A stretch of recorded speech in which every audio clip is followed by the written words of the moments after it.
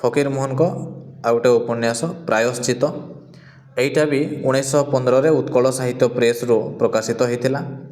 ଏଥିରେ ଗୋଟେ ଉଚ୍ଚ ଶିକ୍ଷିତ ସଂସ୍କାରବାଦୀ ଚରିତ୍ର ହେଉଛି ଗୋବିନ୍ଦ ଚନ୍ଦ୍ର, ତା'ର ପ୍ରେମିକା ହେଉଛି ଇନ୍ଦୁମତୀ, ରାଜୀବ ଲୋଚନ, ସଦାନନ୍ଦ ଆଉ ଶଙ୍କର୍ଷଣ ଏଥିରେ ଥିବା ସବୁ ଅନ୍ୟାନ୍ୟ ଚରିତ୍ର। ତ ଆମେ ଏହାର ବି ବିଷୟବସ୍ତୁ ସଂକ୍ଷେପରେ ଦେଖିନେବା।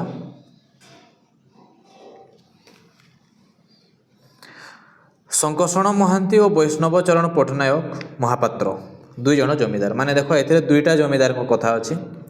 ଯେଉଁ ମୁଁ 6 ମାଣ 8 ଗୁଣ୍ଠ କହିଲା ବେଳେ କହୁଥିଲି ପାରମ୍ପରିକ ଜମିଦାର ଆଉ ଅଣପାରମ୍ପରିକ ବା ନୂତନ ସୃଷ୍ଟ ଜମିଦାର, ତ ଏଥିରେ ଦୁଇ ପ୍ରକାର ଗୋଟେ ଗୋଟେ ଅଛନ୍ତି, ଶଙ୍କର୍ଷଣ ମହାନ୍ତି ଆଉ ବୈଷ୍ଣବ ଚରଣ ପଟ୍ଟନାୟକ। ତ ଶଙ୍କର୍ଷଣ ମହାନ୍ତିର ପରମ୍ପରା ନାହିଁ, ମାନେ ସେ ପାରମ୍ପରିକ ଜମିଦାର ନୁହେଁ। କଲିକତାରେ ଜାହାଜରେ କୁଲି କାମ କରି ପଇସା ସଞ୍ଚୟ କଲେ, ଆଉ ଜମିଦାରୀ କିଣି ନେଲେ, ଆଉ ଜମିଦାର ହେଲେ। ଅଚଳାଚଳ ସମ୍ପତ୍ତି, ପୁଅ ନାହିଁ, ଗୋଟିଏ ବୋଲି ଝିଅ ଇନ୍ଦୁ। ତ ଇନ୍ଦୁ ପାଠ ପଢ଼ିଛି ବୁଢ଼ା ଅବଧାନ ପାଖରେ। ଆଉ ଜଣାପଡ଼ୁଛି ଏହି ସମୟରେ ନାରୀ ଶିକ୍ଷାର ବି ଧୀରେ ଧୀରେ ଉନ୍ନତି ହୋଇଛି ଓଡ଼ିଶାରେ, ତା'ର ପ୍ରଭାବ ଏଥିରେ ପଡ଼ିଛି। 7 ବର୍ଷ ପର୍ଯ୍ୟନ୍ତ ଝିଅମାନେ କଡ଼ା ପହରା ଭିତରେ ପାଠ ପଢ଼ିପାରିବେ ବୋଲି ବ୍ୟବସ୍ଥା ହୋଇଛି।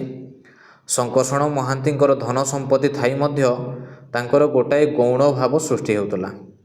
ତେଣୁ ସେ ଚାହୁଁଥିଲେ ଶ୍ରୀକରଣ ଗୋଷ୍ଠୀର ଅଧିନାୟକ ବୈଷ୍ଣବ ଚରଣଙ୍କ ପୁତ୍ର ଗୋବିନ୍ଦ ଚନ୍ଦ୍ର ସହିତ ତାଙ୍କର ଝିଅକୁ ବିବାହ କରିଦେଲେ ଜାତିଗତ ମର୍ଯ୍ୟାଦା ଲାଭ କରିବେ। ମାନେ ଧନ ସମ୍ପତ୍ତି ଅଚଳାଚଳ ଥିଲା, ସବୁକିଛି ତାଙ୍କର ଥିଲା, କିନ୍ତୁ ଯେଉଁ ଗୋଟେ ଜାତିଗତ ଗୌଣ ମନୋଭାବ ତାଙ୍କର ରହୁଥିଲା। ଆଉ ବୈଷ୍ଣବ ଚରଣଙ୍କ ପୁତ୍ର ଗୋବିନ୍ଦ ଚନ୍ଦ୍ର ସହିତ ବିବାହ କରିଦେଲେ ତାଙ୍କ ଝିଅକୁ, ତେବେ ସେ ଜାତିଗତ ମର୍ଯ୍ୟାଦା ବି ପାଇଯିବେ, ସେଇଟା ଚାହୁଁଥିଲେ। ବୈଷ୍ଣବ ଚରଣ କିନ୍ତୁ ରୋକଠୋକ ମନା କରିଦେଲେ ଜାତିଗତ ଅଭିମାନ ଯୋଗୁଁ। ଆଉ ଶଙ୍କର୍ଷଣ ମହାନ୍ତି ତାଙ୍କର ସମସ୍ତ ସମ୍ପତ୍ତିରେ ତୁଳସୀ ପତ୍ରଟାଏ ପକାଇଦେଲେ ବୈଷ୍ଣବ ଚରଣଙ୍କ ବିରୋଧରେ ମକଦ୍ଦମା କରିବା ପାଇଁ। ଉଭୟଙ୍କ ମଧ୍ୟରେ ମକଦ୍ଦମା ଚାଲିଲା, ପରିସ୍ଥିତି ଜଟିଳ ହୋଇପଡ଼ିଲା। ଏପଟେ ଗୋବିନ୍ଦ ଚନ୍ଦ୍ର ଅଧ୍ୟୟନ କଲେ କଟକ କଲେଜରେ, ଯେଉଁଠାରେ କି ସଦାନନ୍ଦ, ରାଜୀବ ଲୋଚନ ଆଉ କମଳ ଲୋଚନ ସେମାନେ ତାଙ୍କର ସହପାଠୀ ହେଲେ। ରାଜୀବ ଲୋଚନ ହେଉଛି ଶଙ୍କର୍ଷଣ ମହାନ୍ତିଙ୍କ ପୈଲିର ଗର୍ଭରୁ ଜାତ ହୋଇଥିବା ସନ୍ତାନ ରାଜୀବ ଲୋଚନ, କିନ୍ତୁ ଶଙ୍କର୍ଷଣର ନିଘନ ଭଣଜା ରୂପେ ସେ ପରିଚିତ। ଏମାନେ ସମସ୍ତେ ଯୁବ ଅବସ୍ଥାରେ ଅଛନ୍ତି। ସେତେବେଳେ କ'ଣ ହେଇଛି, ନବଶିକ୍ଷିତ ଯୁବକମାନେ ବିଭିନ୍ନ ସଭା ସମିତି କରୁଥିଲେ ସମାଜ ସଂସ୍କାର ପାଇଁ। ଯେମିତିକି ଭୋଜି ସଭା, ଉତ୍କଳ ଭାଷା ବିବର୍ଦ୍ଧିନୀ ସଭା, ଦୁଇଟା ତା'ର ପ୍ରତୀକ। ତ ରାଜୀବ ଲୋଚନ, କମଳ ଲୋଚନ ଆଉ ସଦାନନ୍ଦ ଏମାନେ ଗୋବିନ୍ଦ ଚନ୍ଦ୍ରକୁ ପ୍ରଭାବିତ କରିଛନ୍ତି ଗୋଟିଏ ଶିକ୍ଷିତା ଝିଅକୁ ବିବାହ କରିବା ପାଇଁ। ନାରୀ ଶିକ୍ଷା ଉପରେ ସମସ୍ତେ ଗୁରୁତ୍ୱ ଦେଇଛନ୍ତି। ଶଙ୍କର୍ଷଣ ମହାନ୍ତି ଏସବୁର ନେପଥ୍ୟ ପ୍ରେରଣା, ମାନେ ଶଙ୍କର୍ଷଣ ମହାନ୍ତି ହିଁ ପରୋକ୍ଷ ଭାବରେ ଏମାନଙ୍କୁ କ'ଣ ପ୍ରେରଣା ଦେଉଛି। ମାନେ ଗୋବିନ୍ଦ ଚନ୍ଦ୍ରକୁ ପ୍ରକୃତରେ ତା'ର ଲକ୍ଷ୍ୟ ହେଉଛି ତା ଝିଅ ସହିତ କେମିତି ଗୋବିନ୍ଦ ଚନ୍ଦ୍ରକୁ ବିବାହ କରାଇବ, ସେଇଥିପାଇଁ ସେ ଏସବୁ କରେଇଛି। ଆଉ ଗୋଟିଏ କାର୍ଯ୍ୟକ୍ରମରେ ଇନ୍ଦୁ ନାମରେ କବିତା ପଢ଼ା ହେଇଛି। ଗୋବିନ୍ଦ ଚନ୍ଦ୍ର ଇନ୍ଦୁ ପ୍ରତି ଆକୃଷ୍ଟ ହୋଇଛି। ପିତାମାତାଙ୍କ ଅଜ୍ଞାତରେ ଗୋବିନ୍ଦ ବିବାହ କରିଛି ଇନ୍ଦୁକୁ। ଆଉ ସମସ୍ତ ଆୟୋଜନ ଶଙ୍କର୍ଷଣ ଆଗରୁ କରି ରଖିଥିଲେ, ମାନେ ସେ ତ ଚାହୁଁଥିଲେ ଇନ୍ଦୁ ଆଉ ଗୋବିନ୍ଦଙ୍କର ବିବାହ ହେଉ ବୋଲି। ତାପରେ ରାତି ଅଧରେ ହଠାତ୍ ବହୁ ସଂଖ୍ୟାରେ ବାଣ ଫୁଟିଛି, ଆଉ ବୈଷ୍ଣବ ଚରଣ ମନେ କରିଛନ୍ତି ସତେ ଅବା ଭୂମିକମ୍ପ ହୋଇଗଲା। ମାନେ ସେ ଜାଣିନାହାନ୍ତି ଯେ ତାଙ୍କ ପୁଅ ସେଆଡ଼େ ବାହା ହେଇଦେଲାଣି।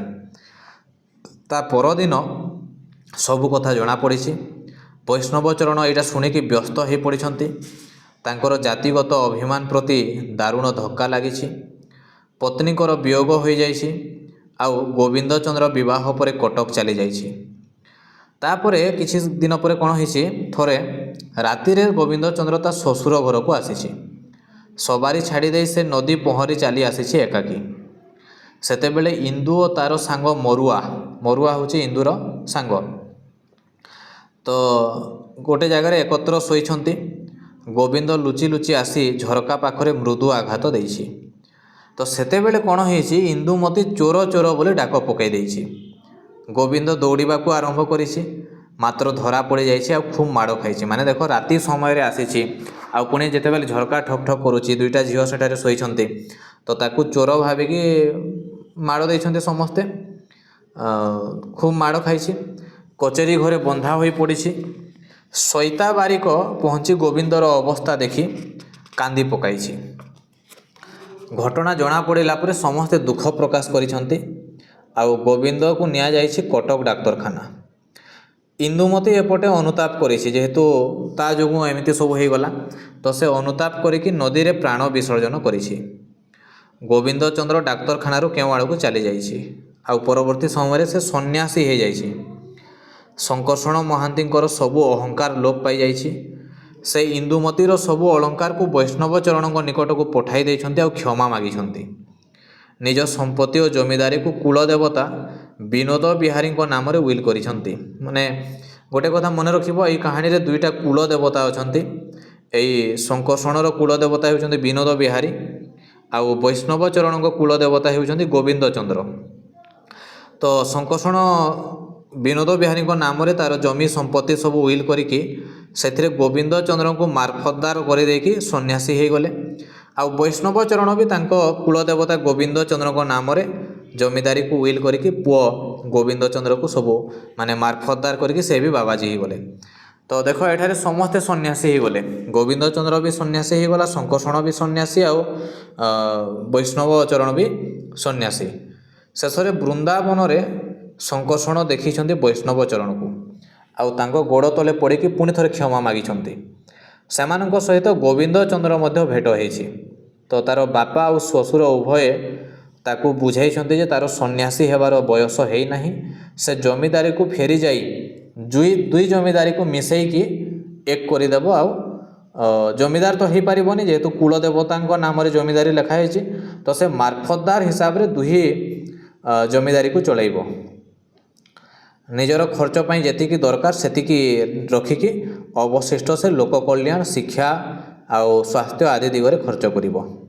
ଏଇଟା ହେଉଛି ପ୍ରାୟଶ୍ଚିତ ଉପନ୍ୟାସର ବିଷୟବସ୍ତୁ। ମାନେ ଶେଷରେ ସମସ୍ତଙ୍କର ଭୁଲର ପ୍ରାୟଶ୍ଚିତ ହୋଇପାରିଛି।